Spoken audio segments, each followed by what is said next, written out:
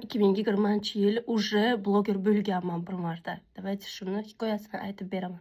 SPF surtish esimdan chiqibdi. В общем, 2020-yil, 19-yil karantin boshlaganidan keyin hech kimga chiqish mumkin emas edi. Va o'sha payt TikTok endi tarqalayotgan edi. Musical bor edi va TikTok bor edi. Men shunga ham tansivalli videolar, doposlar olardim. Keyin asta-sekin erim bilan ham videolar oldik. TikTokda joylashtirdik. Meni hali o'sha payt XR или X telefonim bor edi. Shu tansivalli videolar bilan 20 ming podpishchik to'plagan edim. Plus meni Instagramim bor edi, lekin yo'q edi. То есть Instagramni ochishga ruxsat yo'q edi. U yerda yana hate ham oldim o'sha payt men. Из-за того, что tojiklarni gapini va o'zimizni buxoroliklarni gapini solishtirganimga hate ham olgandim. Hech nimasi emas. U uchun men udalit qilmagan edim akkauntimni. Polni akkauntni udalit emas, har bitta videoni alohida udalit qilib, heshlari, qarindoshlaridan kimdir meni videomni topib, o'zlarining gruppalariga tashlaganlar. Sani bo'lajak keliningmi bu?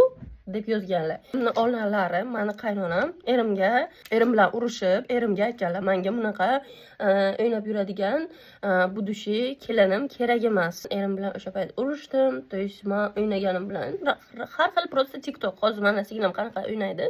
Xuddi shunaqa TikToklar. 23 yoshda bo'lganman, qiz bola bo'lganman. Chem yomon ishlarga qo'shilib ketgandan keyin o'ynaganim yaxshiroq deb o'zimga shunaqa hobbi topganman. Buni noto'g'ri tushunib, shunaqa gruppada qanaqa gaplar ketgan, nima haqida gapirishganlar men bilmayman. Erim условия qo'ydilar.